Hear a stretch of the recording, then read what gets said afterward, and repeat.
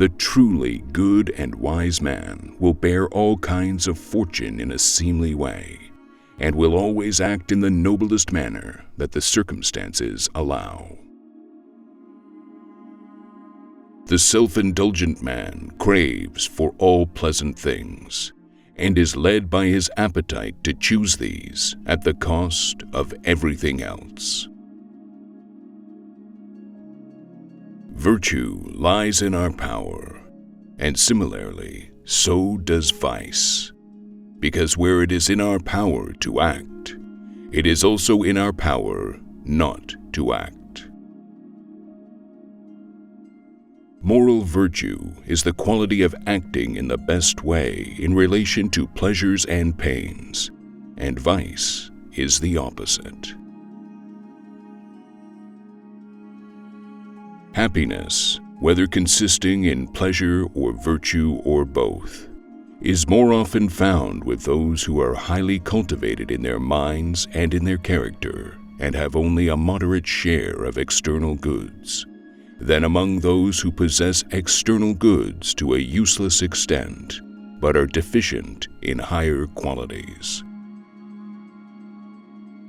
Some thinkers hold that it is by nature that people become good, others that it is by habit, and others that it is by instruction. Just as a piece of land has to be prepared beforehand if it is to nourish the seed, so the mind of the pupil has to be prepared in its habits if it is to enjoy and dislike the right things. Bad people are in conflict with themselves. They desire one thing and will another, like the incontinent who chooses harmful pleasures instead of what they themselves believe to be good. Man, when perfected, is the best of animals, but when separated from law and justice, he is the worst of all. It is well said, then, that it is by doing just acts that the just man is produced, and by doing temperate acts, the temperate man. Without doing these, no one would have even a prospect of becoming good.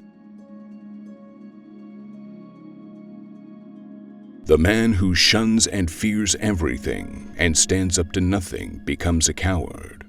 The man who is afraid of nothing at all but marches up to every danger becomes foolhardy. Similarly, the man who indulges in pleasure and refrains from none becomes unrestrained. But if a man behaves like a bad-mannered and turns his back on every pleasure, he is a case of insensibility. Thus, temperance and courage are destroyed by excess and deficiency, and preserved by the mean.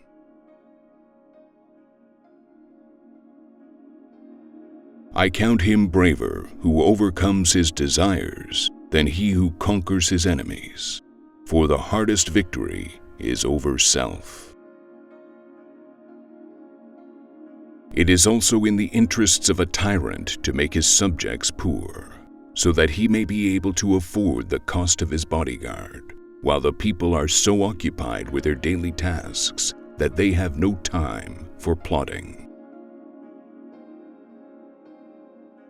It is the mark of an educated mind to be able to entertain a thought without accepting it.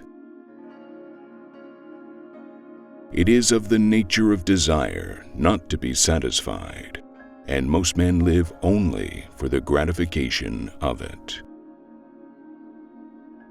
If things do not turn out as we wish, we should wish for them as they turn out. The life of money-making is one undertaken under compulsion, and wealth is evidently not the good we are seeking, for it is merely useful and for the sake of something else. Teachers should be more honored than parents, for whereas parents give their children life, teachers give their children a good life. One swallow does not make a summer, neither does one fine day. Similarly, One day or brief time of happiness does not make a person entirely happy. Even when laws have been written down, they ought not always to remain unaltered. Rash men wish for dangers beforehand, but draw back when they are in them. Brave men are excited at the moment of action, but collected beforehand. He who is unable to live in society, or who has no need because he is sufficient for himself, must be either a beast or a god. It is absurd to hold that a man ought to be ashamed of being unable to defend himself with his limbs, but not of being unable to defend himself with reason, when the use of reason is more distinctive of a human being than the use of his limbs.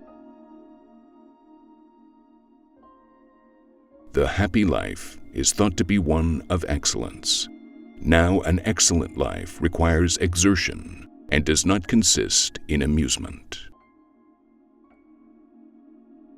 With the truth, all given facts harmonize, but with what is false, the truth soon hits a wrong note.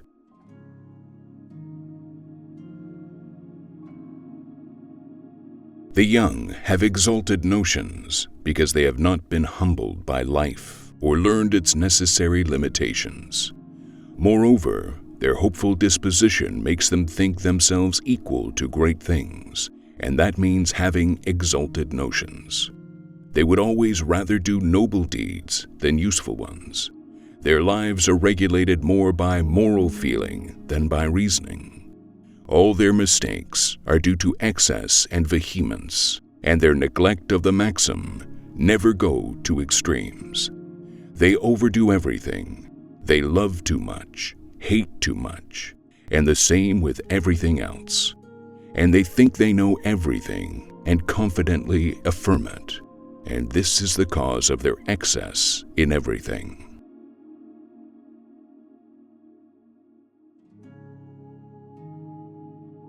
The pleasures arising from thinking and learning will make us think and learn all the more.